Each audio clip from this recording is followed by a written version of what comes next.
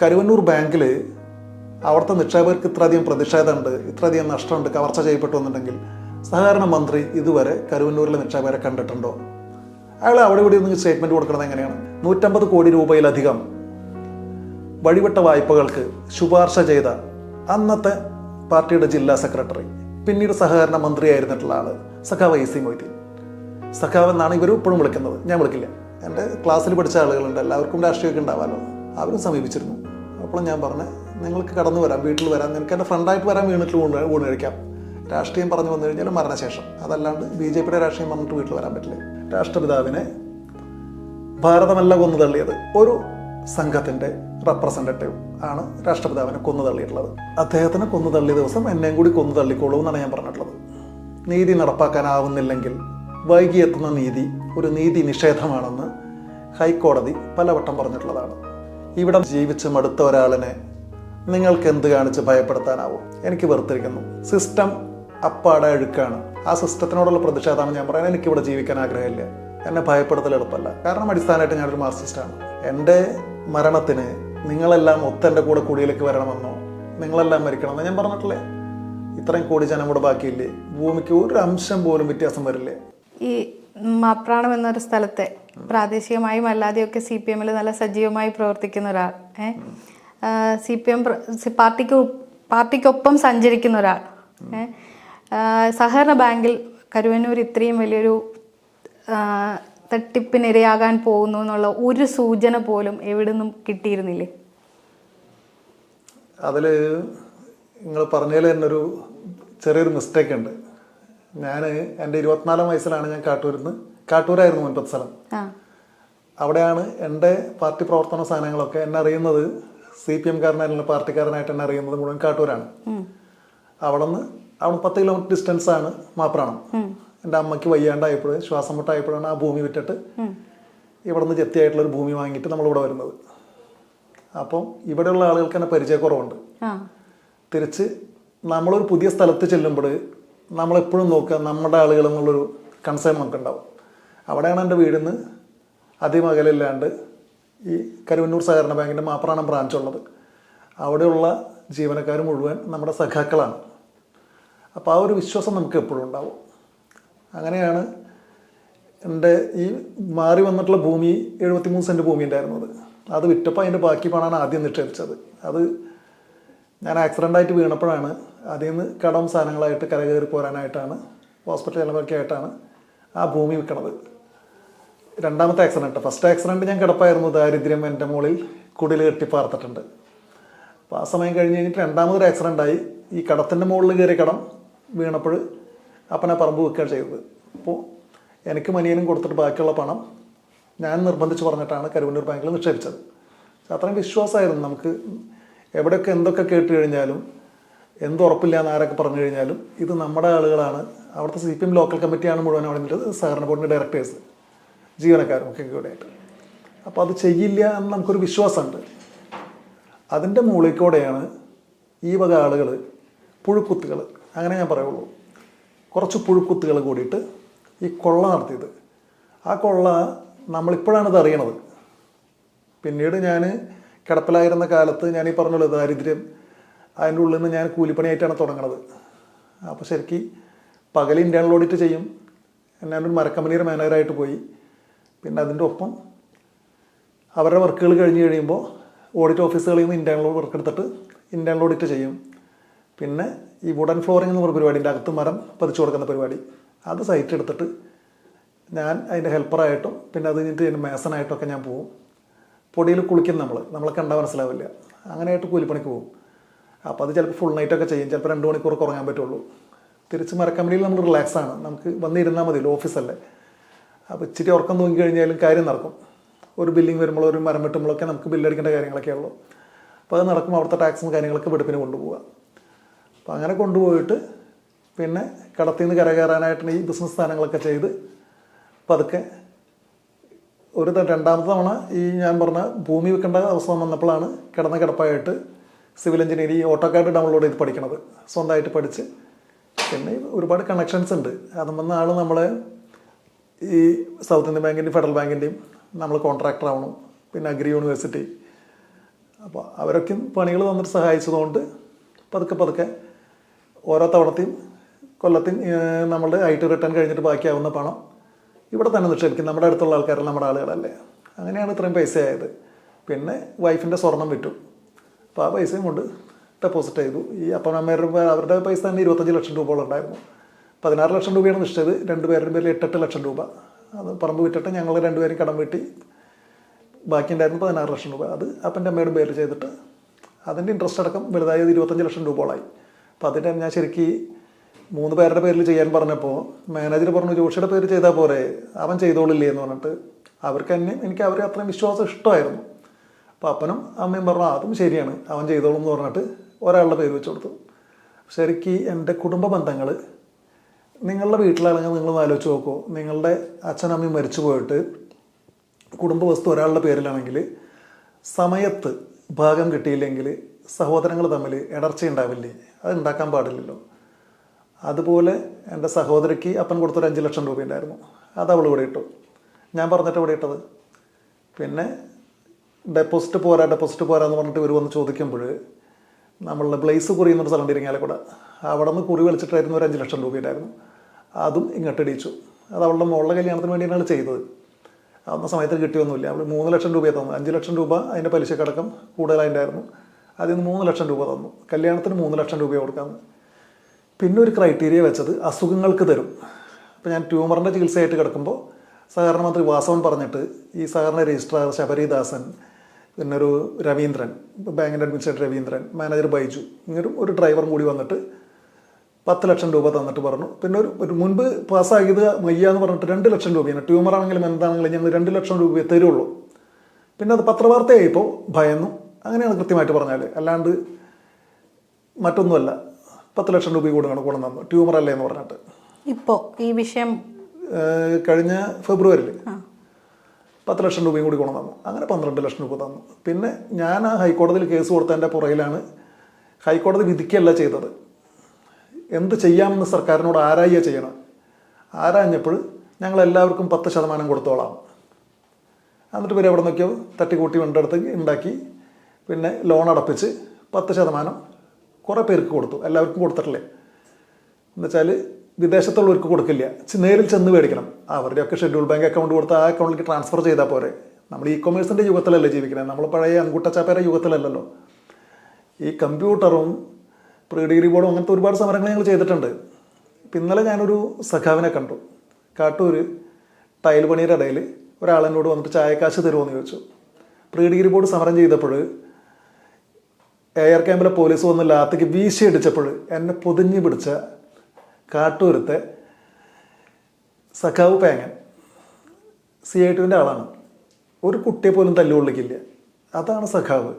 അല്ലാണ്ട് ചെടിച്ചട്ടി എടുത്ത് കഴിഞ്ഞ് സമരം ചെയ്തുകൊണ്ട് ചെടിച്ചട്ടി എടുത്ത് തല പൊള്ളിക്കണതല്ല സഖാവ്. പേങ്കുട്ടി സഖാവ് വന്നിട്ട് ചായക്ക് കാശ് തരുമെന്ന് വെച്ചു. അപ്പോൾ ഞാൻ 500 രൂപ എടുത്ത് കൊടുത്തു. അപ്പോൾ ചോദിക്കുന്ന അയാൾ ആരാണ്? അപ്പോൾ നിങ്ങൾ പറ. ലാസ്റ്റ് ചോദിച്ചു ചേർത്തേറെ മോനാണോ? അതാരാണെന്ന് വെച്ചപ്പോൾ അത് എൻ്റെ സഖാവാണ്. അങ്ങനെ ഒരു സാധനമുണ്ട്. അതുപോലെ അവിടെ VP നായരുണ്ട്. ഭൂപരിഷ്കരണ നിയമത്തിൽ ഉള്ള ഭൂമി മുഴുവൻ എഴുതി കൊടുത്തിട്ട് ഏക്കർ കണക്കിന് ഭൂമി എഴുതി കൊടുത്ത് 40 സെൻറ്റ് ഭൂമി മാത്രം കയ്യിൽ വെച്ച സഖാവ് VP നായർ. VP നായർ കഴിഞ്ഞ ദിവസം ഞാൻ ഒരു മരണ വീട്ടിൽ കണ്ടു. എൻ്റെ ചേട്ടത്തി, എൻ്റെ സഖാവിൻ്റെ ചേട്ടത്തി മരിച്ചിട്ട് ഞാൻ അവിടെ പോയപ്പോൾ VP ഞാൻ VP ആയി എന്ന് വിളിച്ചപ്പോൾ VP കണ്ണ് കാണില്ല. അപ്പോൾ VP കോമറേഡ് എന്നാണ് വിളിച്ചത്. ആ സാധനങ്ങളുണ്ടല്ലോ, അത് നമുക്ക് തരുന്ന വിലമതിപ്പ് അതിൻ്റെയൊക്കെ എത്രയോ പുറത്തു കൂടെയാണ് ഈ കവർച്ചക്കാർ ഭരിക്കാൻ തുടങ്ങിയിട്ടുള്ളത്. ഇപ്പോൾ ഞാൻ ചോദിക്കുന്നത്, ഇതിൻ്റെ ഉള്ളിൽ നിന്ന് ഒരു കൂട്ടം ആളുകൾ പെട്ടെന്ന് വിഡ്രോ ചെയ്തല്ലോ പണം, ഇല്ലേ? അങ്ങനെ ഒരു കേട്ടിട്ടുണ്ട്, ഇല്ലേ? പെട്ടെന്ന് അതൊന്നും അറിഞ്ഞില്ല, അങ്ങനെ ഒരു സംഭവം ഇല്ല. അത് ഇവര് ശരിക്കും ഇതിലൊരു കോക്കസ് ഉണ്ട്. ശരിക്കും മാർക്സിസ്റ്റ് പാർട്ടി എന്ന് പറയുന്നത് 95% മാർക്സിസ്റ്റുകളും 95% മാർക്സിസത്തെ ഇറുകെ പുണർന്ന് പ്രണയിച്ച് കിടക്കുന്ന ആളുകളും 5% കവർച്ചക്കാരുമാണ്. 5%-മേ ഉള്ളൂ. പക്ക നിർഭാഗ്യവശാൽ അവരുടെ കയ്യിലാണ് അധികാരങ്ങൾ. ആരൊക്കെ ഞാൻ തൊട്ട് പറയുന്നില്ല.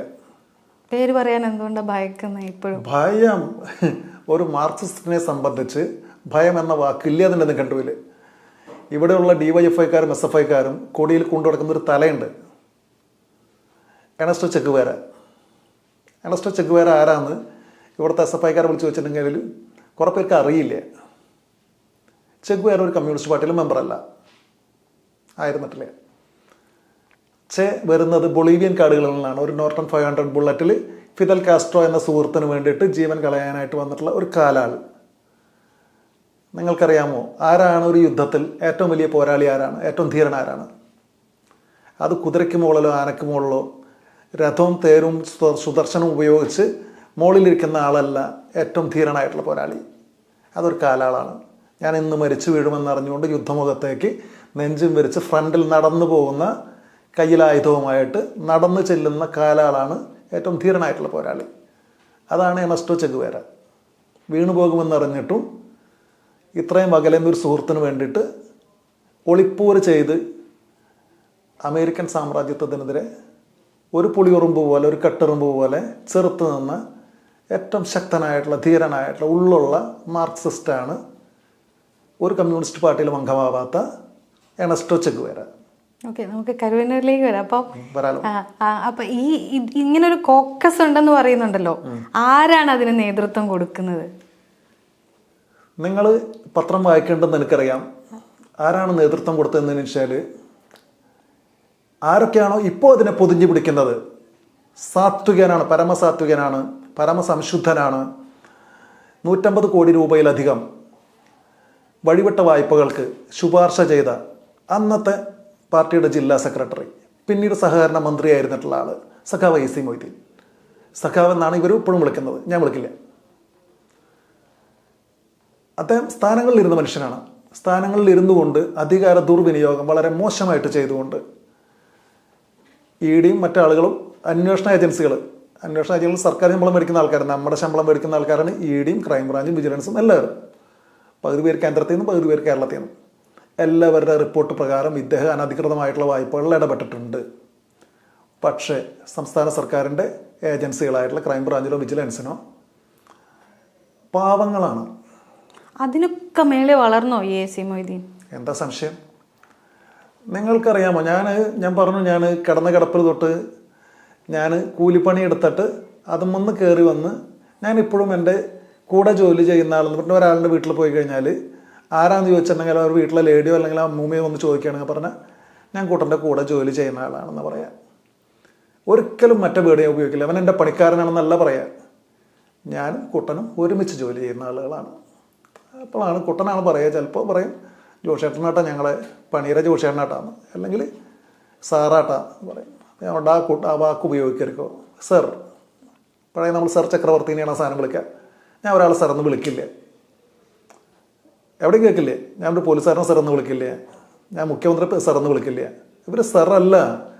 കഴിഞ്ഞ ദിവസം നാലാം നാൾ 3 ദിവസം മുൻപ് ഹൈക്കോടതിയുടെ റൂളിംഗ് ഉണ്ടായിരുന്നു. ഇതൊരു ജനാധിപത്യ രാജ്യമാണ്, ജനങ്ങളാണ് അധികാരികൾ. നേരെ തിരിച്ച് സർക്കാർ ഉദ്യോഗസ്ഥരും സർക്കാരിനെ ഭരിക്കുന്ന ആളുകളും അധികാരികളും ജനസേവകരാണ്. ഓർമ്മപ്പെടുത്തൽ എന്തുകൊണ്ട് വേണ്ടി വന്നു? അതും ഒരു മാർക്സിസ്റ്റ് ഭരണകൂടത്തിന് ഇരിക്കുമ്പോൾ കോടതിക്ക് എന്തുകൊണ്ട് ഓർമ്മപ്പെടുത്തേണ്ടി വന്നു? ജനങ്ങളാണ് പരമാധികാരികളെന്നും മറ്റത് ജനസേവകരാണെന്നും വളരെ ഉയർന്ന ആനുകൂല്യങ്ങളും ശമ്പളവും ഞാൻ മോശമായിട്ടും പറയുന്നില്ല, മേടിക്കുന്ന പേന തൊട്ട് മുടിനാരടക്ക് വരെ ബില്ല് കൊടുത്ത് മേടിച്ച് എന്താ പറയുക, വീട്ടിൽ കാശില്ലേ? ഈ ജനസേവനം നടത്തിയിട്ട് ഈ സർക്കാരിൻ്റെ കയ്യിൽ കാശില്ല എന്ന് പറയാ, അത് കഴിഞ്ഞിട്ട് ഈ ഖജനാവിൽ നിന്ന് കാശെടുത്തിട്ട് വേണോ ഈ സാധനങ്ങളൊക്കെ മേടിക്കാനായിട്ട്? AC മൊയ്തീൻ്റെ ആ ഒരു കോക്കസ് വർക്ക് ചെയ്യുന്നുണ്ടെന്ന് പറഞ്ഞല്ലോ, അപ്പം അത് എങ്ങനെയാണ് അവിടെ ഇംപ്ലിമെന്റ് ചെയ്തത്? നമ്മൾ ഇന്നുള്ള ഒരു നേതാവും ഒരു സ്ഥലത്തും ഒരു കടലാസമ്മലും ഒപ്പിട്ട് കൊടുക്കില്ല. ഒപ്പിടാൻ അറിയാത്ത ആൾക്കാരുണ്ട്, കുറേ പേരുണ്ട് കേട്ടോ. ഈ കപ്പലണ്ടി വിറ്റ് നടന്നവനും കള്ള് ഷാപ്പിൽ കറി വിറ്റവനും ലോറി ഡ്രൈവറും അവരുടെ തൊഴിലിനെല്ലാം ഞാൻ ഇകഴ്ത്തുന്നത്. എഴുത്തും കുത്തും വിദ്യാഭ്യാസം ഇല്ലാത്ത ആളുകളെ പിടിച്ചും കാഞ്ഞ് മന്ത്രിമാരാക്കുന്ന എന്താ കാര്യം എന്നറിയോ? ആരാണ് നിങ്ങൾ കാണുന്ന വികസനം? ഇപ്പം നമ്മൾ വികസനം കാണുന്നുണ്ട്. ആരോഗ്യമേഖല നന്നായിട്ട് പോകുന്നു. ആരോഗ്യമേഖല നന്നായിട്ട് പോകുന്നതിന് അതിനൊരു നല്ല ഇൻഫ്രാസ്ട്രക്ചർ ഉണ്ടാവണം, അതിനൊരു നല്ല മെഷീനറി ഉണ്ടാവണം. ആ മെഷീനറി നടത്തുന്നത് പാവപ്പെട്ട നഴ്സ് തൊട്ട് അതിൻ്റെ മുകളിലിരിക്കുന്ന ആരോഗ്യവകുപ്പ് ചീഫ് സെക്രട്ടറി വരെയാണ്. ഈ 365 ദിവസവും സകല നാട്ടിലും പേറിനും പറപ്പനും തീണ്ടാരിക്കുളിക്കും അടിയന്തരത്തിനും ഉദ്ഘാടനത്തിനും കൊട്ടിഘോഷിച്ച് നടക്കുന്ന മന്ത്രി എവിടെയാണ് ഫയൽ കാണുന്നത്? കാണുന്നില്ല.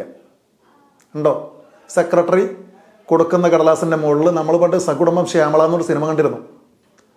സകുടുംബം ശ്യാമള പോലെ മറച്ചു നോക്കി ഒപ്പിടുന്ന ആളുകളാണ് എന്നും മന്ത്രിമാർ. ഫയൽ പഠിക്കുന്ന ആൾക്കാർ വളരെ വിരളം, വളരെ വിരളം. സ്വന്തം വകുപ്പിലെ ഫയൽ കേട്ടുകേൾവി ഉണ്ടാവും ഇവർക്ക്. ഫയലിൽ വായിച്ചിട്ടുണ്ടോ? ഉണ്ടാവില്ലേ. വൃത്തിയായിട്ട് മലയാള ഭാഷയുടെ അർത്ഥം ഇംഗ്ലീഷിൻ്റെ അർത്ഥം പറയാനായിട്ടുള്ള ഇവിടുത്തെ PhD വരെ ഉണ്ട്. നമ്മൾ കളിയാക്കണതല്ല. പക്ഷേ ഇപ്പോൾ കുറേ PhD നിലവാരം പുറത്തു വന്നു. എന്നോടൊരാൾ ചോദിച്ചു, ജോഷേ PhD വേണോ? അപ്പോൾ അവർ നിങ്ങൾ എന്തിനും എനിക്ക് PhD തരാം? മലയാള കവിത. കഷ്ടം, കഷ്ടം മലയാള കവിതയെ, നിൻ്റെ ഗതികേട്. നിനക്കുറങ്ങാനായിട്ട് ഇത്തരം അടിമകൾ തീർത്ത ബെഡ് വേണോ? പാർട്ടിക്കാരാണെങ്കിൽ PhD കിട്ടുമെന്ന് തന്നെയല്ലേ താങ്കൾ? പാർട്ടിക്കാരല്ല, ഏത് കോത്തായനും. ആ വേർഡ് മുന്നിൽ മനസ്സിലായെന്ന് എനിക്കറിയില്ല. പണ്ട് പറയുന്ന നമ്മൾ കോത്തായൻ കോണം മുറിച്ച പോലെ എന്ന് പറയും. ഏത് കോത്തായനും PhD കിട്ടും. സകല PhD അല്ല ഞാൻ അധിക്ഷേപിക്കുന്നത്. പക്ഷേ ഈ 80 ദിവസം 85 ദിവസം അറ്റൻഡൻസ് കൊടുത്തു കഴിഞ്ഞാൽ ഇവിടെ വരിക വേണ്ട ജോഷി, ഞങ്ങൾ ഉണ്ടാക്കിക്കോളാം തിസീസ്, PhD തരാമെന്ന് പറയുമ്പോൾ ഞാൻ പറഞ്ഞു, പൊന്നു മാഷ് എനിക്ക് ജീവിക്കാൻ PhD വേണ്ട, എനിക്കൊരു ഒറ്റമുണ്ട് മതി. ഞാൻ എൻ്റെ വീട്ടിൽ ഷർട്ടിടാറില്ലേ, ഒരൊറ്റ മുണ്ടിൻ്റെ ബലത്തിൽ എനിക്ക് ജീവിക്കാം. അതിന് PhD സപ്പോർട്ട് വേണ്ട.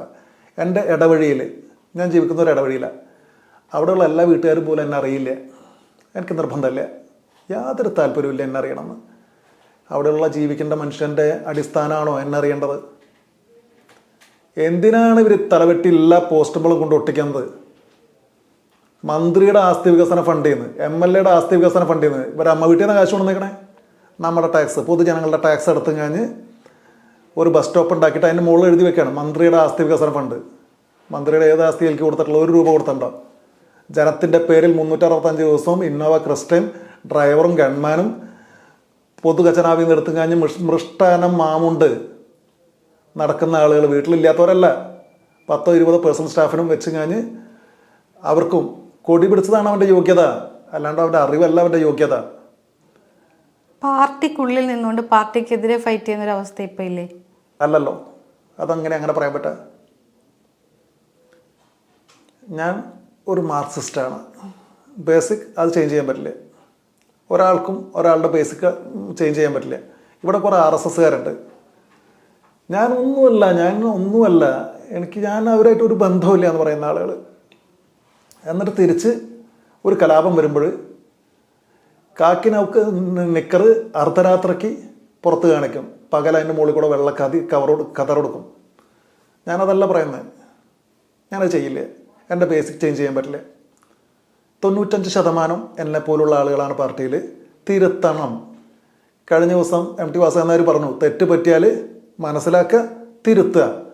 മനസ്സിലായിട്ടുണ്ട് എല്ലാവർക്കും, പക്ഷെ തിരുത്താൻ തയ്യാറായേ പറ്റുള്ളൂ. അതാണ് പറയുന്നുള്ളൂ. ഒറ്റപ്പെടുന്നൊരവസ്ഥയുണ്ടോ പാർട്ടിക്കുള്ളിൽ? ഞാൻ എന്നും ഒറ്റയാണ്. എന്നെപ്പോലെ ഒരുപാട് ഒറ്റകളാണ് ഈ 95. ശബ്ദമില്ലാത്തവരും ശബ്ദിക്കാൻ കഴിവില്ലാത്തവരും മാർക്സിസ്റ്റ് എന്ന് വിളിക്കാൻ സ്വയം അർഹനല്ല എന്ന് ഞാൻ പറയുന്നു. തീർച്ചയായിട്ടും പ്രതിഷേധമാണ് മാർക്സിസ്റ്റിൻ്റെ മുഖമുദ്ര, ശീലവും സ്വഭാവവും. അതിൽ നിന്ന് മാറാൻ പാടില്ല. അത് ഭരിക്കുന്നത് പക്ഷം നമ്മുടെയാണോ എന്ന് നോക്കിയിട്ട് 5 വർഷത്തേക്ക് നിശബ്ദനാവണമെന്ന് ഒരു മാർക്സിസ്റ്റിൻ്റെ പുറത്തും എഴുതി വെക്കാൻ പാടില്ല. തെറ്റ് കണ്ടാൽ തിരുത്തണം. തിരുത്തേണ്ടത് താഴെയുള്ള ആളുകളാണ്, കൂടെ നിൽക്കുന്ന ആളുകളാണ്. മുകൾ ഭാഗത്തിന് തെറ്റി എന്നുണ്ടെങ്കിൽ അടിത്തട്ടിൽ നിന്ന് വിളിച്ചു പറയണം, നീ ചെയ്യുന്നത് തെറ്റാണ്. അത് മോൾത്തട്ട് മനസ്സിലാക്കണം. ഇതാ വിളിച്ചു പറയുന്നത് നമ്മുടെ ആളുകളാണ്. തിരുത്തണം. ഇതുവരെ എന്നെ കാണാനായിട്ട് ഒരു നേതാവും വന്നിട്ടില്ലേ. ആകെ വന്നിട്ടൊരു കള്ളനാണ്. നിങ്ങൾ കേട്ടിട്ടുണ്ടാവും MLA ഹോസ്റ്റലിൽ പീഡനം, അരുണ മാഷിൻ്റെ MLA ഹോസ്റ്റലിൽ പീഡിപ്പിക്കാൻ ശ്രമിച്ച പ്രതി. അങ്ങനെ തന്നെ പറയാൻ പറ്റുള്ളൂ. പേരെ നിങ്ങൾ ചേഞ്ചെടുത്തോളൂ. ഇപ്പോൾ ഒരു ബാങ്കിൽ നിന്ന് 30 ലക്ഷം രൂപ വരെ മുക്കുപണ്ടം അടച്ചു വെച്ചിട്ട് പണം എടുത്തു.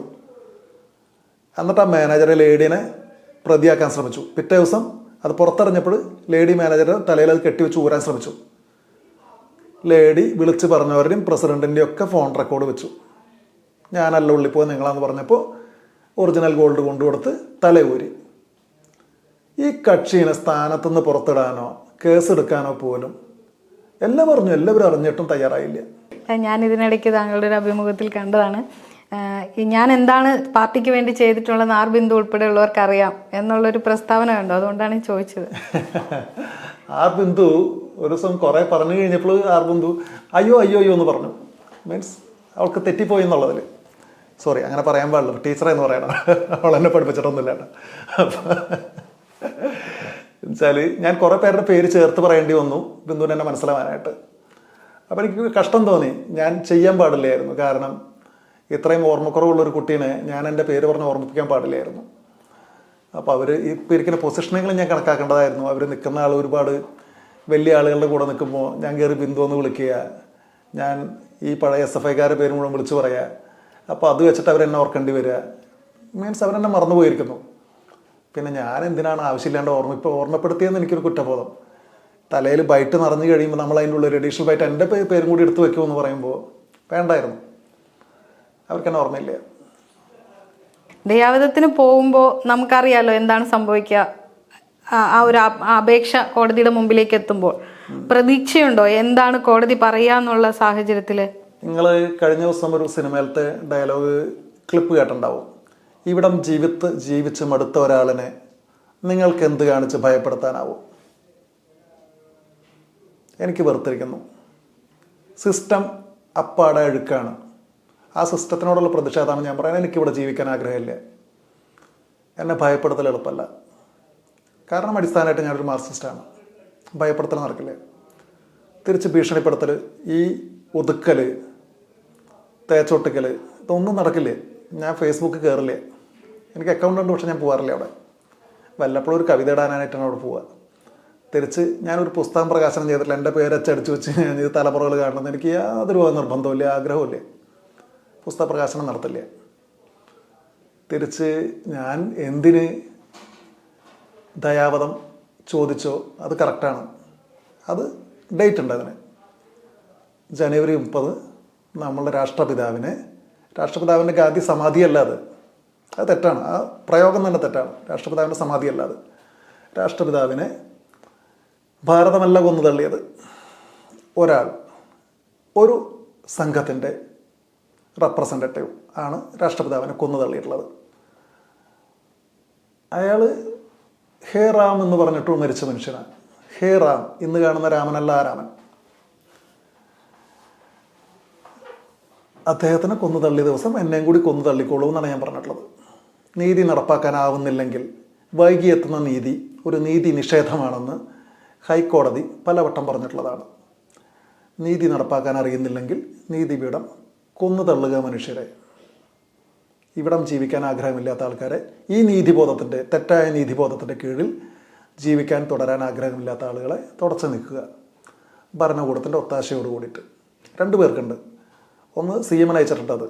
ഈ ഭരണകൂടത്തിന് കളവ് തകർക്കാനും കവർച്ച തകർക്കാനും ജനത്തിനെ സംരക്ഷിക്കാനും ജനത്തിൻ്റെ ജീവനും സ്വത്തും സംരക്ഷിക്കുമെന്ന് പ്രതിജ്ഞ ചെയ്ത് അധികാരത്തിൽ കയറിയ ആളുകൾക്ക് അത് നടപ്പാക്കാനായിട്ട് അറിയുന്നില്ല എന്നെങ്കിൽ അതിലെ കുറ്റവാളികളെ കൽത്തുറങ്കിൽ അടയ്ക്കാനോ ആ കവർച്ച ചെയ്യപ്പെട്ട പണം കണ്ടെത്താനായിട്ടോ ഇത്രയും വർഷങ്ങളായിട്ടും കഴിവില്ല എങ്കിൽ തുടരാനായിട്ട് അവകാശമില്ല. ഇട്ടിട്ട് പോട്ടെ, കഴിവുള്ള ആളുകൾ കയറിയിരിക്കട്ടെ. അതിൻ്റെ മുകളിൽ കയറി കഴിഞ്ഞ് ഈ കോഴിയുടെ പോലെ ഞാനിട്ട മുട്ടയാണ് ഞാൻ തന്നെ വിരിയിക്കും, ഞാൻ തന്നെ കൊത്തും, ഞാൻ കൊത്തിയാട്ടെന്ന് പറയുന്ന സ്വഭാവം ഉണ്ടല്ലോ, തിരുത്തുക. നമുക്ക് തത്വശാസ്ത്രപരമായും വൈകാരികമായും ഒക്കെ പ്രതികരിക്കാം. പക്ഷെ കോടതിക്ക് മുമ്പിൽ നിയമപരമായ ഒരു സാധുത നിൽക്കുന്നുണ്ടല്ലോ. എന്ത് നിയമം ഇവിടെ ഉള്ളത്? ഇവിടെ എന്ത് നിയമം ഉള്ളത്?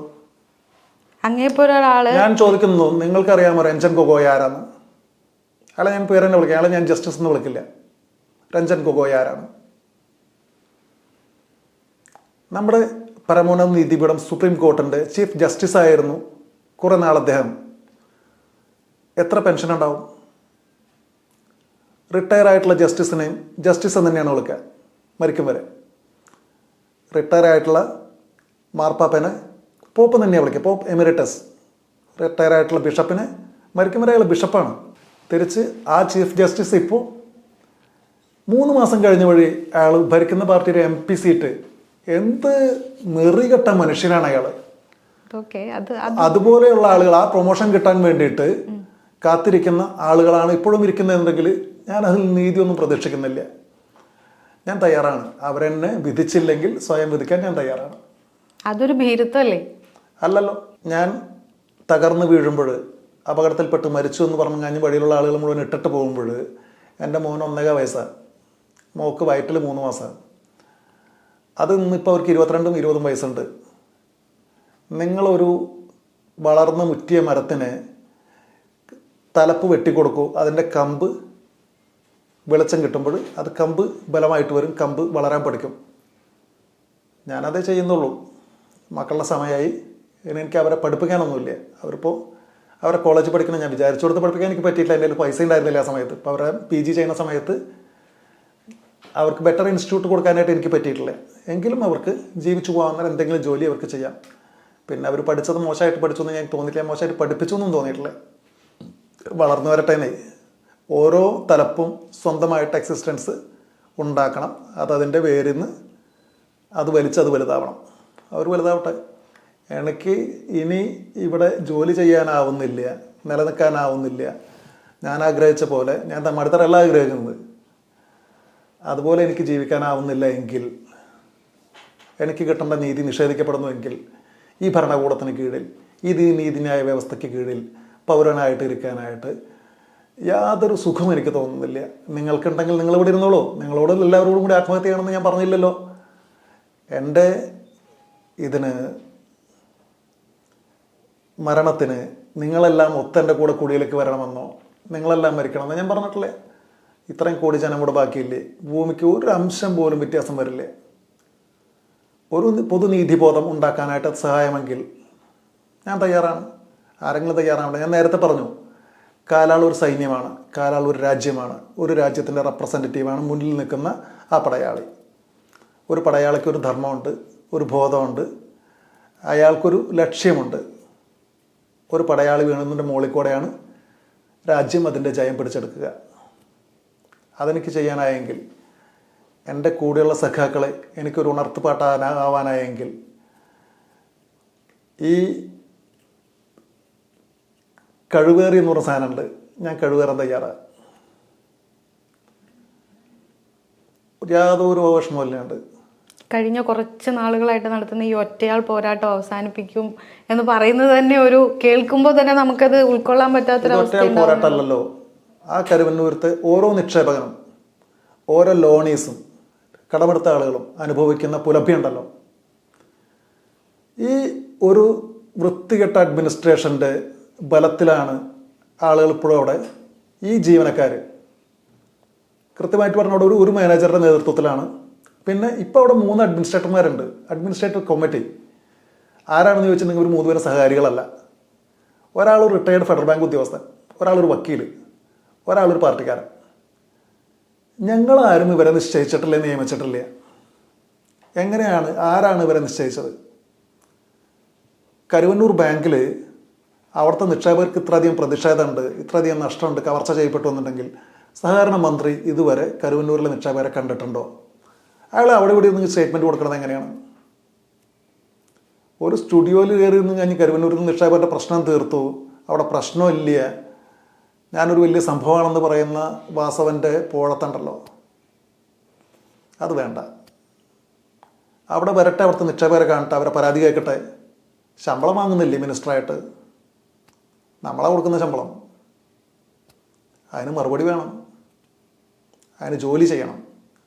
അല്ലാണ്ട് അവിടെ ഇവിടെയും പത്രക്കാരെ സ്റ്റുഡിയോയിൽ കയറി ഇരുന്ന് കഴിഞ്ഞ് വെള്ള ഷർട്ട് അലക്കി തേച്ച് കഴിഞ്ഞ് കഷത്തെ മച്ചിങ്ങ വെച്ചിട്ട് വേണ്ടാതിനെ വിളിച്ച് പറയല്ല വേണ്ടത്.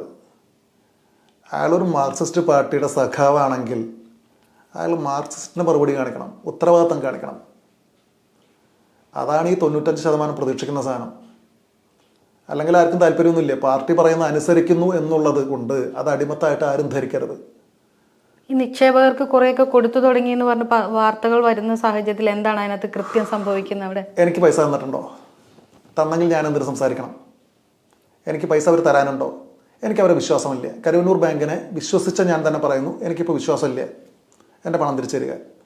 അവിടുത്തെ ഏത് മാനേജർക്കാണ് അവിടെ പൈസ ഉള്ളത്? ഇപ്പോൾ അവർ 80,000-70,000 ഒക്കെ ശമ്പളം വാങ്ങിയിരുന്ന ആൾക്കാർക്കല്ലേ, അവർക്ക് നീക്കിയിരിപ്പുണ്ടാവും. അവരുടെ ആരുടെ പണം അവിടെ ബാക്കിയുള്ളത്? അവരെ ആരെ വിശ്വസിച്ച ഏത് മാനേജരെയാണ് ഇപ്പോൾ അവിടെ ആളുകൾക്ക് വിശ്വാസമുള്ളത്? ഏത് മാനേജർ ക്യാൻവാസ് ചെയ്ത പണം ഇപ്പോൾ അവിടെ ഉള്ളത്? ഏത് പാർട്ടി നേതാവ് ക്യാൻവാസ് ചെയ്ത പണം ഇപ്പോൾ അവിടെ ഉള്ളത്? ഏത് പാർട്ടി നേതാവിൻ്റെ പണം ഇപ്പോൾ അവിടെ ഉള്ളത്? ആരുമില്ല. ഇതൊക്കെ പിൻവലിച്ചു. എന്നിട്ട് ഈ കോക്കസായിട്ട് ബന്ധമില്ലാത്ത ആളുകളുടെ പണം വെച്ച് ഞെക്കി നശിപ്പിക്കുക, ഇറിറ്റേഷൻ ഉണ്ടാക്കിയിട്ട് അവർ മറുകണ്ഠം ചാടിപ്പോവില്ലേ? ഈ ഇറിറ്റേറ്റ് ആയിട്ടുള്ള ആളുകൾ അവർ ആരെ സപ്പോർട്ട് ചെയ്യാനി? ഈ ഇറിറ്റേറ്റ് ചെയ്യിക്കുന്ന മുകളിലിരുന്നും കഴിഞ്ഞ് അടിച്ചമർത്തുന്ന ആളുകളെ അവർ അനുവദിക്കുവിനി? അവരൊരു മറ്റൊരു രാഷ്ട്രീയത്തിലേക്ക് ചാടിപ്പോവില്ലേ? അവരവസ്ഥ ആരുണ്ടാക്കണത്? ഈ സഹകരണ ബാങ്കിനെ തകർക്കുന്നു എന്ന് പറയുന്നത് ഈ നിക്ഷേപം പിൻവലിച്ച ആളുകളുണ്ടല്ലോ, സ്വമേധയാ തകർച്ച അറിഞ്ഞുകൊണ്ട് ബാങ്കിൻ്റെ ഉള്ളിലെ സ്റ്റാഫും പാർട്ടിക്കാരും വിളിച്ചു പറഞ്ഞുകൊണ്ട് ആദ്യമേ തന്നെ നിക്ഷേപം പിൻവലിച്ചു കൊണ്ടുപോയിട്ടുള്ള ആളുകളുണ്ട്. അവരാരാന്ന് തപ്പുക? അവരെ കൃത്യമായിട്ട് പാർട്ടി മെമ്പർഷിപ്പ് വരെ കളയവരുടെ അവരാണ് ബാങ്കിനെ തകർത്തുള്ളത്. ഈ വാർത്ത പുറത്തുവിട്ടത് ആരൊക്കെയാന്ന് നോക്കുക. ബാങ്ക് തകർന്നു എന്നും തകരാൻ പോണു എന്നും നിങ്ങളുടെ നിക്ഷേപങ്ങൾ പിൻവലിച്ചുകൊള്ളുമെന്നും പറഞ്ഞിട്ടുള്ള ആ നിക്ഷേപം ആരൊക്കെ പിൻവലിച്ചതെന്ന് നോക്കി കഴിഞ്ഞാൽ 2021 കാലയളവിൽ വലിയ നിക്ഷേപങ്ങൾ പിൻവലിച്ചത് ആരൊക്കെയെന്ന് നോക്കി കഴിഞ്ഞാൽ അവരുടെ പാർട്ടി കണക്ഷൻ നോക്കി കഴിഞ്ഞാൽ ഈ പിൻവലിപ്പിച്ച ആളുകളെ കിട്ടും. അതാ ഞാൻ ആദ്യം ചോദിച്ചത്, അത്രയും പാർട്ടിക്കാർ ഒരുമിച്ച് ചെയ്യുമ്പോൾ എന്തുകൊണ്ട് താങ്കളെപ്പോലെ പാർട്ടിയിൽ സജീവമായ ഒരാൾ അത് അറിഞ്ഞില്ല എന്നുള്ളതാണ്. കൂട്ടെ, ഞാൻ കാലത്ത് 6-7 മണിക്ക് പണിക്ക് പോയാൽ വൈകുന്നേരം വരുന്ന 11 ഞാൻ പത്രം വായിക്കാറില്ല, ചാനൽ കാണാറില്ല.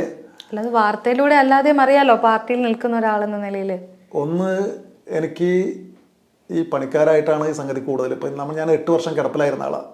അപ്പം അത് കഴിഞ്ഞിട്ട് കുടുംബം നിലനിർത്താനായിട്ട് ഞാൻ പറഞ്ഞല്ലോ ദാരിദ്ര്യം എൻ്റെ തലയിൽ കൂടുതൽ കെട്ടി പാർത്തിട്ടുണ്ട്. അതിൻ്റെ ഉള്ളിൽ നിന്ന് പുറത്തു വരണം എളുപ്പമുള്ള കാര്യമല്ല. ഞാൻ ഒരു മാസം 90,000 രൂപ വട്ടിപ്പലിശ കൊടുത്തിട്ടുണ്ട്. ഇപ്പം തിരിച്ച് ഞാൻ 2ാമതാ കെണിയിലേക്ക് വീണു. എൻ്റെ പണം ഇവിടെ ഇരിക്കുമ്പോൾ തന്നെ ഞാൻ വട്ടിപ്പലിശക്കാരുടെ കെണിയിലേക്ക് ആദ്യം വീണു. എത്ര പറഞ്ഞിട്ടും ഈ സത്യാവസ്ഥ പറഞ്ഞിട്ടും ഞാനിപ്പോൾ 2.5 വർഷമായി ഞാൻ പണം തിരിച്ചു വെച്ച് തുടങ്ങിയിട്ട് 1.5 വർഷം ഹൈക്കോടതിയിൽ കേസ് നടത്തിയിട്ടും കേസ് വിധിക്കുന്നില്ല. അവിടെയാണ് ഞാൻ എനിക്ക് വിഷമം വരണത്. നമ്മൾ ഒരു എന്താ പറയുക, യന്ത്രമനുഷ്യനെ പോലെ എല്ലാം സഹിച്ച് മിണ്ടാതിരുന്ന് വായടച്ചോളം ഈ ഭരണം കഴിയോളം നമ്മൾ മിണ്ടാതിരുന്നോളം എന്ന് പറയുന്ന തീട്ടൂരം അതെങ്ങനെ പറ്റും? പ്രതികരണശേഷി അടച്ചു വെച്ച് പെട്ടിക്കകത്താക്കി ഇതെന്താ 5 കൊല്ലം ഈ കുപ്പിയിലടച്ച ഭൂതമായിട്ടിരിക്കണം. താങ്കൾ ഇത് സംബന്ധിച്ച് പാർട്ടിക്കാരുമായിട്ട് നേരിട്ട് പരാതി പോലെ ആദ്യഘട്ടത്തിൽ എന്തെങ്കിലും കൊടുത്തിരുന്നു?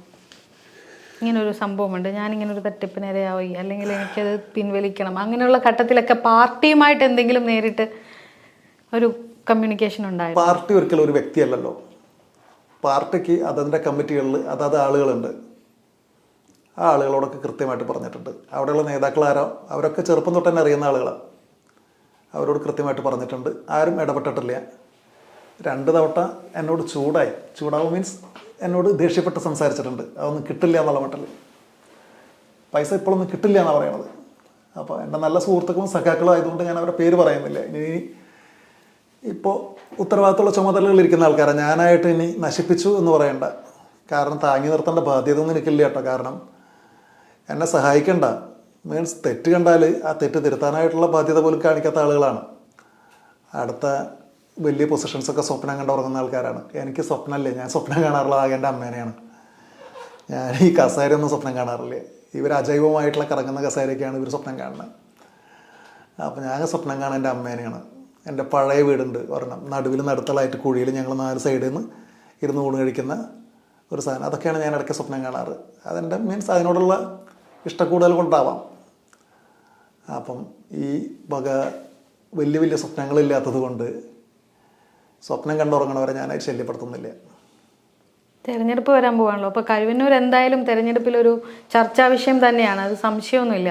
അപ്പോൾ ഈ ഒരു സാഹചര്യത്തിൽ കോൺഗ്രസ് ഉൾപ്പെടെയുള്ള ആളുകൾ താങ്കളുടെ പദയാത്രയ്ക്കൊക്കെ അനുഭാവം പ്രകടിപ്പിക്കുന്നു. പകലരും വന്ന് കണ്ടു, അനിലക്കരയെ പോലെയുള്ള ആളുകൾ വന്ന് കാണുന്നു. അപ്പോൾ കോൺഗ്രസിനുള്ളിൽ നിന്നുള്ള സപ്പോർട്ട് ഉണ്ടാവുന്നുണ്ടോ? അതിനെ താങ്കൾ സ്വാഗതം ചെയ്യുന്നുണ്ടോ? എന്നോട് പലവട്ടം പറഞ്ഞതാണത്. അപ്പോൾ പറഞ്ഞു ഞങ്ങളൊരു ഐക്യദാർഢ്യം പ്രകടിപ്പിച്ചോട്ടെ, ഐക്യദാർഢ്യമാവാം, അതുകൊണ്ട് വിരോധമില്ല. പക്ഷെ ഒരിക്കലും കൊടി പിടിക്കാൻ പറ്റില്ല. ഞാൻ നിൽക്കുന്ന സ്ഥലത്ത് എൻ്റെ കൂടെ മറ്റൊരു രാഷ്ട്രീയത്തിൻ്റെ കൊടി പൊന്തിച്ച് ഞാൻ സമ്മതിക്കില്ല. അതുണ്ടായിട്ടില്ല, ആരും ചെയ്തിട്ടില്ല. അത് അനുവദിക്കില്ല. തിരിച്ച് BJP, എൻ്റെ ക്ലാസ്സിൽ പഠിച്ച ആളുകളുണ്ട്, എല്ലാവർക്കും രാഷ്ട്രീയമൊക്കെ ഉണ്ടാവാമല്ലോ, ഉയർന്ന നിലയിലുണ്ട്, അവരും സമീപിച്ചിരുന്നു. അപ്പോൾ ഞാൻ പറഞ്ഞ നിങ്ങൾക്ക് കടന്നു വരാം, വീട്ടിൽ വരാം, നിനക്ക് എൻ്റെ ഫ്രണ്ടായിട്ട് വരാൻ, വീട്ടിൽ ഊണ് കഴിക്കാം. രാഷ്ട്രീയം പറഞ്ഞു വന്നു കഴിഞ്ഞാൽ മരണശേഷം, അതല്ലാണ്ട് BJPയുടെ രാഷ്ട്രീയം പറഞ്ഞിട്ട് വീട്ടിൽ വരാൻ പറ്റില്ല. കൃത്യമായിട്ട് പേര് പറയാം. അനിൽ എന്നവൻ്റെ പേര്, വലിപ്പറമ്പിൽ എടത്തിരുത്തി പഞ്ചായത്തിലത്തെ സേവാ പ്രമുഖാണ്. അപ്പോൾ അവന് കിട്ടിയിട്ടുള്ള മറുപടിയാണത്. ഇപ്പോഴും ഞങ്ങളെപ്പോഴും കാണുന്ന ആൾക്കാരാണ്. BJPയുടെ രാഷ്ട്രീയം പറഞ്ഞിട്ട് വീട്ടിൽ വരാൻ പറ്റില്ല, നിനക്ക് മരിച്ചു കഴിഞ്ഞിട്ട് വേണമെങ്കിൽ കൊടി വെച്ചിട്ട് വന്നിട്ട് വരാം. ഞാൻ ഉണ്ടാവില്ലല്ലോ സമ്മതിക്കാതിരിക്കാൻ, പക്ഷെ അവൾ സമ്മതിക്കണം, നടക്കുമെന്ന് കണ്ടറിയണം. കാരണം എനിക്കിഷ്ടമില്ലാത്തൊരു സാധനം അവൾ സമ്മതിക്കില്ല. അതുകൊണ്ട് തന്നെ BJPക്കാർക്ക് കൊടിയും പിടിച്ച് വീട്ടിലേക്ക് വരാനായിട്ട് എളുപ്പമാവില്ല, നടക്കില്ല. നമുക്കതിൽ BJPയോടുള്ള വെറുപ്പ്, അവർ ഉയർത്തിപ്പിടിക്കുന്ന ആശയങ്ങളും അവരുടെ അജണ്ടയും, ഇതൊരു നമ്മൾ ഭരണഘടനയുടെ ആമുഖം കണ്ടിട്ടുണ്ടോ? നേരത്തെ ഞാൻ ചോദിച്ച ചോദ്യം. ഇതൊരു മതേതര ജനാധിപത്യ രാജ്യമാണ്. ഇതിൻ്റെ ബുക്ക് എന്ന് പറയുന്ന സാധനം, ഇതിൻ്റെ മുഖപുസ്തകം എന്ന് പറയുന്നത് ഭരണഘടനയാണ്. അതുക്കപ്പുറം മനുസ്മൃതിയോ ബൈബിളോ ഖുറാനോ ഗീതയോ അല്ല ആവാനും പാടില്ല. ഇതൊരു അടിസ്ഥാനപരമായിട്ട് ഫ്രാറ്റേണിറ്റി, സെക്യുലറിസം, ഇൻഡിപെൻഡൻസ്, ഇതൊക്കെ മുഖപുസ്തകത്തിൽ എഴുതി വച്ചിട്ടുള്ള ജനാധിപത്യ മതേതരത്വ സ്വതന്ത്ര പരമാധികാര രാഷ്ട്രമാണ്. കൃത്യമാണ്. ഈ നിയമ നടപടിയിൽ അനുകൂലമാകുമോ പ്രതികൂലമാകുമോ എന്ന് ചോദിക്കാൻ പറ്റാത്തൊരു ഘട്ടത്തിലാണല്ലോ നിൽക്കുന്നത്. സ്വാഭാവികമായിട്ടും ഇനി എന്ത്, ഈ 30-ാം തീയതി എന്ന് പറയുന്ന ഒരു ടാഗ് ലൈൻ താങ്കൾ തന്നെ നിശ്ചയിച്ച് വെച്ചിരിക്കുന്ന ഒരു സാഹചര്യത്തിൽ എന്താണ് കോടതി പറയും, അല്ലെങ്കിൽ ആ തീരുമാനത്തിനെതിരെ എന്താണ് അടുത്ത നിയമപരമായ മുന്നേറ്റം, അല്ലെങ്കിൽ മുന്നോട്ട് എങ്ങനെ പോവും എന്ന് ചിന്തിച്ചിട്ടുണ്ടോ? നോക്കൂ, ഞാനൊരു ഇന്ത്യൻ സിറ്റിസനാണ്. എനിക്ക് അർഹമായ നീതിപീഠം തന്നേ പറ്റുള്ളൂ. അതിൽ കുറഞ്ഞതൊന്നും എനിക്ക് ആവശ്യമില്ല, അതിൽ കൂടുതൽ ആവശ്യമില്ല. എനിക്ക് നീതി അർഹമാണെങ്കിൽ അത് കിട്ടിയേ പറ്റുള്ളൂ. അതെൻ്റെ അവകാശമാണ്, അർഹതയാണ്. അതിന് ശമ്പളം വാങ്ങുന്ന ഉദ്യോഗസ്ഥനാണ് ജുഡീഷ്യൽ ഓഫീസർ, തന്നേ പറ്റുള്ളൂ. ഈ അപേക്ഷ കോടതി ഫയൽ സ്വീകരിച്ചോ? അതോ? ഞാൻ എൻ്റെ കേസ് 1.5 വർഷമായിട്ട് നീതി നിഷേധം തുടർന്നപ്പോൾ ഞാൻ പിൻവലിക്കുക ചെയ്തിട്ടുള്ള ആളാണ്. അത് കഴിഞ്ഞിട്ട് ഞാനത് സ്പീഡ് പോസ്റ്റായിട്ട് അയച്ചു കൊടുക്കുക ചെയ്തിട്ടുള്ള ചീഫ് ജസ്റ്റിസിന്. ഇനി അദ്ദേഹം ശ്രദ്ധിച്ചിട്ടില്ലെങ്കിൽ ശ്രദ്ധിച്ചോട്ടെ എന്ന് വിചാരിച്ചിട്ട് അദ്ദേഹത്തിന് സ്പീഡ് പോസ്റ്റായിട്ട് ഞാനിത് അയച്ചു കൊടുക്കുക, ദയാവധത്തിന് അപ്ലിക്കേഷൻ അയച്ചു കൊടുക്കുക ചെയ്തിട്ടുള്ളത്. കാര്യകാരണങ്ങളൊക്കെ അതിൽ എഴുതിയിട്ടുണ്ട്. വൈകി എത്തുന്ന നീതി നിഷേധമാണ്. അവിടെ കരുവന്നൂർ ബാങ്കിൻ്റെ ഒരാൾ ചികിത്സയ്ക്ക് അവരുദ്ദേശിച്ച ചികിത്സ കിട്ടാതെ ഫിലോമിന ചേച്ചി, ദേവസ്വകുട്ടിച്ചാൻ്റെ ഭാര്യ ഫിലോമിന ചേച്ചി മരിച്ചിരുന്നു. അവരൊരു ആരോഗ്യ പ്രവർത്തകയായിരുന്നു. അവരുടെ ഡെപ്പോസിറ്റ് ഇവിടെ ഉണ്ടായിരുന്നു. അവർ പ്രൈവറ്റ് ഹോസ്പിറ്റലിൽ കൊണ്ടുപോയി ചികിത്സിക്കാൻ വേണ്ടിയിട്ട് പണത്തിന് വേണ്ടി സമീപിച്ചു, കൊടുത്തില്ല. മരിച്ചു കഴിഞ്ഞപ്പോൾ നമ്മുടെ ബിന്ദുവാണ് ഈ സാധനം വീട്ടിൽ കൊണ്ടു കൊടുത്തത്. 22 ലക്ഷം രൂപ വീട്ടിൽ കൊണ്ടു കൊടുത്തു. ഫിലോമിനേച്ചിക്ക് കുടീരുണ്ടാക്കാനായിട്ട് 22 ലക്ഷം രൂപ വേണ്ട, അതിന് മുൻപ് കൊടുക്കാമായിരുന്നില്ലേ? അവർക്ക് ആവശ്യമുള്ള ചികിത്സ അവർ നടത്തിക്കോളില്ലേ? ഇത് സ്വാതന്ത്ര്യമുള്ള രാജ്യമാണ്. അവർക്ക് ചികിത്സാ സ്വാതന്ത്ര്യമുണ്ട്, അവരുടെ അഭിപ്രായ സ്വാതന്ത്ര്യമുണ്ട്. അവർക്ക് പ്രൈവറ്റ് ഹോസ്പിറ്റലിൽ പോകണമെന്നുണ്ടെങ്കിൽ എന്തിനാണ് അവർ പ്രൈവറ്റ് ഹോസ്പിറ്റലുകൾ തുറന്നിട്ടുള്ളത്? സർക്കാർ എന്നാൽ പ്രൈവറ്റ് ഹോസ്പിറ്റൽ മുഴുവൻ അടച്ചു പൂട്ടി സർക്കാർ ആശുപത്രി മാത്രം വെച്ചാൽ പോരെ? അവർക്ക് അവിടെ താല്പര്യമുണ്ട്, അവരുടെ പണം ഉണ്ടെന്നുണ്ടെങ്കിൽ അത് കൊടുക്കാതെ അവർ മരിച്ചതിന് ശേഷം അവരുടെ മൃതദേഹത്തിന് മുകളിൽ കൂടെ അവർ ആ മൃതദേഹം കരുവന്നൂർ ബാങ്കിൻ്റെ മുന്നിൽ കൊണ്ട് സമരം ചെയ്തു. ആര് വളർന്നു? BJPയും കോൺഗ്രസും. അയാളൊരു ഇടതുപക്ഷക്കാരനായിരുന്നു. അയാളുടെ ഭാര്യയുടെ ബോഡി കൊണ്ട് കരുവന്നൂർ ബാങ്കിൻ്റെ മുമ്പിൽ വെച്ച് അവിടെ കോൺഗ്രസിനെയും BJPനെയും വളർത്തിയതല്ലാണ്ട് ഇവരെന്ത് ജനസേവനം അവിടെ ചെയ്തത്? ഇവരവിടുത്തെ MLA അല്ലേ? ഇവരൊരു മന്ത്രിയല്ലേ? ഉന്നത വിദ്യാഭ്യാസമാണോ ഉന്നതമായത്? മന്ത്രിയാണോ ഉന്നതമായത്? 22 ലക്ഷം രൂപ അവരുടെ ബോഡി അടക്കി കഴിഞ്ഞിട്ട് കൊണ്ടുകൊടുത്തിട്ട് എന്താണ് നേടിയത്? എവിടെയാണ് പാർട്ടി വളർന്നതിന്? ഇത് ഈ 22 ലക്ഷം രൂപ കൊണ്ടു കൊടുത്തപ്പോൾ അതിനെ തുടർന്നുണ്ടായ സംഭവ വികാസങ്ങളിൽ പാർട്ടി വളരുകയാണോ ചെയ്തത്, തളരുകയാണോ ചെയ്തത്? അതിന് ഉത്തരവാദി ആരാണ്? ഈ വായലനാക്കിൻ്റെ പിഴ അല്ലെങ്കിൽ പഴി അല്ലെങ്കിൽ പുറത്ത് വന്നിട്ടുള്ള, ഞാനതിനെ പുലഭ്യം പറയാം, അവർക്ക് സർക്കാർ ആശുപത്രി കിടന്ന് ചികിത്സിക്കാൻ പോകാമായിരുന്നില്ലേ? എവിടെ മരിച്ചാലും സർട്ടിഫിക്കറ്റ് കിട്ടും. അവർക്ക് അവരുടെ പണം കൊണ്ട് ഇപ്പോൾ എന്തിനാണ് നമ്മുടെ മുഖ്യമന്ത്രിയുടെ അസുഖം എന്താണ് നിങ്ങൾക്കറിയോ? എനിക്കറിയില്ല, നിങ്ങൾക്കറിയില്ല. അത് അയാളുടെ പേഴ്സണൽ പ്രൊഫൈലാണത്. എൻ്റെ അസുഖം എന്താണ് അത് സൂക്ഷിക്കാനും പുറത്തറിയാതിരിക്കാനായിട്ട് അയാളുടെ സ്വാതന്ത്ര്യമാണത്. എൻ്റെയോ? എൻ്റെ അസുഖം എന്താണെന്ന് നാട്ടിൽ മുഴുവൻ പാട്ടായി.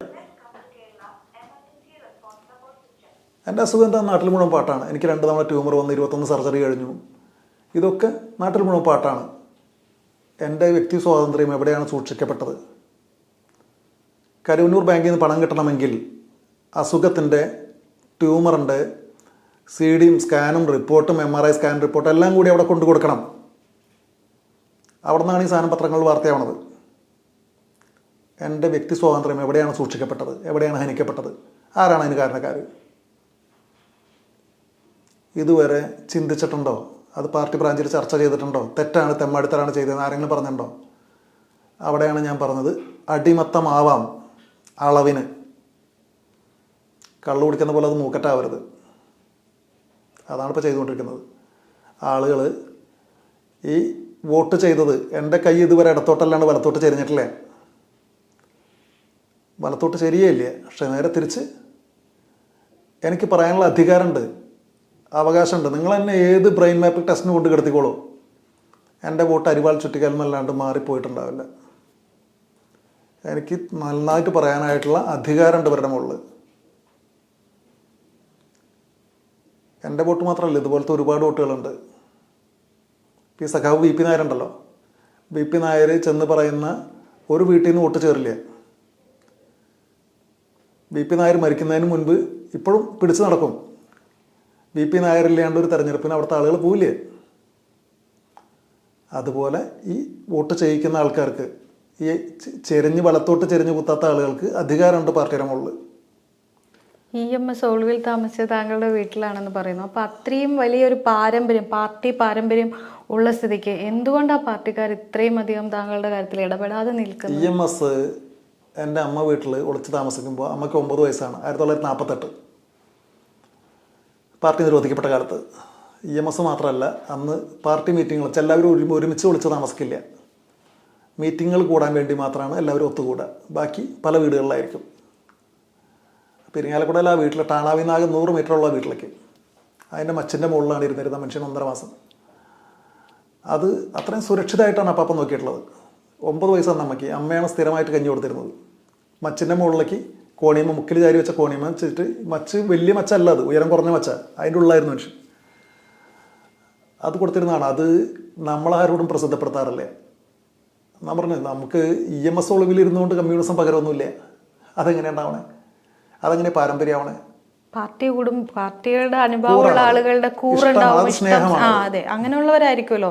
അത് പാരമ്പര്യം എന്നുള്ള ആർക്ക് ആ പാരമ്പര്യം അല്ല ഞാൻ ഉദ്ദേശിച്ചത്. അപ്പൊ അത്രയും പാർട്ടിയോട് സ്നേഹം നിലനിൽക്കുന്ന ഒരാളുകളായിരിക്കുമല്ലോ. അതുകൊണ്ട് അതെനിക്കറിയാം. അപ്പൊ അതുകൊണ്ട് അത്രയും സ്നേഹം നിലനിൽക്കുമ്പോൾ അത് പാർട്ടിക്കാർ എന്തുകൊണ്ട് എന്നിട്ടും താങ്കളുടെ ആ ഒരു ഇത് അവസ്ഥ മനസ്സിലാക്കി കൂടെ നിൽക്കുന്നില്ല എന്നാണ് എൻ്റെ ചോദ്യം. ആരാ പറഞ്ഞ നിൽക്കുന്നില്ല എന്ന്? പാർട്ടിക്കാർ എന്ന് ഞാൻ പറയുന്നത് 95%. ആ 95% എനിക്കൊപ്പാണ്. 5% അധികാരവും അപ്പക്കഷ്ണം കറങ്ങുന്ന കസേരയും കിട്ടിയ ആളുകൾ തിരിഞ്ഞു നിൽക്കുന്നു, ചിന്തിക്കുന്നില്ല എന്നുള്ളത് ഈ 95%-നെ പഴി പറയാൻ എങ്ങനെ ഉപയോഗിക്കാം? പറ്റില്ല. 95% അലിവും അറിവും ഇഷ്ടം ഉള്ള ആളുകളാണ്. അതാണ് കമ്മ്യൂണിസം. തിരിച്ച് നമ്മൾ പാടത്ത് പണിയെടുക്കുന്നവൻ്റെ പേര് കൂട്ടി തെറിവാക്കുണ്ടാക്കി പുലയാടിയെന്ന്. പുലയിൽ ആടുന്നവൻ, ചേറിലാടുന്നവൻ പുലയൻ. ആ തെറിവാക്കാക്കിയ പോലെ കമ്മ്യൂണിസത്തെ തെറി പറയരുത്, മാർക്സിസത്തെ ഇകഴ്ത്തി പറയരുത്. അതിന് വഴിവെച്ചത് ആരൊക്കെയാണോ, കൽത്തുറങ്കിൽ പോണത് ആരൊക്കെയാണോ, സ്വമേധയെ പോകേണ്ടതാണ്. അല്ലെങ്കിൽ ഭരണകൂടം പിടിച്ചുള്ളിലിടുക, കാര്യം അവസാനിപ്പിക്കുക. ആ വെടുപ്പ് കാണിക്കണം. അല്ലാതെ അവരെ പൊതിഞ്ഞു പിടിക്കുകയോ അവരെ സാത്വികർ, പരമസംശുദ്ധർ, ഇതൊന്നുമല്ല വിളിച്ചു പറയേണ്ടത്. കളവാണെന്ന് എല്ലാവർക്കും അറിയാം, ചതിയാണെന്നും അറിയാം, കവർച്ചയാണെന്നറിയാം. അവരെ പിടിച്ച് ജയിലടച്ച കാര്യം കഴിഞ്ഞു. പിന്നെ ആ കവർന്നെടുത്ത പണം തിരിച്ചു പിടിക്കുക കൃത്യമായിട്ട്. എന്താ പറ്റാത്ത? കഴിവില്ലാണ്ടാണോ? അതോ കവർച്ച കേസിൽ ഇപ്പോൾ കൂട്ടുണ്ടായിട്ടാണോ? അങ്ങനെ സംശയിക്കേണ്ടി വരും. ഒരാളിനെ തൊടാനായിട്ട് പണ്ട് മറ്റേ യേശുക്രിസ്തു പറഞ്ഞിട്ടുണ്ട്, നിൻ്റെ കണ്ണിലെ തടി ആദ്യം എടുത്ത് കളഞ്ഞിട്ട് മറ്റവൻ്റെ കണ്ണിലെ കരടെടുക്കാൻ പോകാൻ. തടി കണ്ണിലുള്ളവന് കരട് കണ്ണിലുള്ളവനെ തൊടാൻ പറ്റില്ല. ഒരു പേടിയുണ്ടാവും, ഉൾപ്പേടി ഉണ്ടാവും. ഞാനെന്തിനാ അവനെ ചെയ്യണം, ഞാൻ അവനേക്കാളും വലുതല്ലേന്ന്. അതാണ് കുഴപ്പം. നോക്കൂ, ഞാൻ തമാശയല്ല കാണിച്ചിട്ടുള്ളത്, കളവല്ല പറഞ്ഞിട്ടുള്ളത്. വാക്കിന് വ്യവസ്ഥയുണ്ടോയെന്ന് കണ്ടറിയാന്നേ. മാർക്സിസ്റ്റിൻ്റെ അടിസ്ഥാന ഗുണമാണ് ആ സാധനം. വാക്കിന് വ്യവസ്ഥ ഉണ്ടാവും, കണ്ടറിയാം. Wait and watch.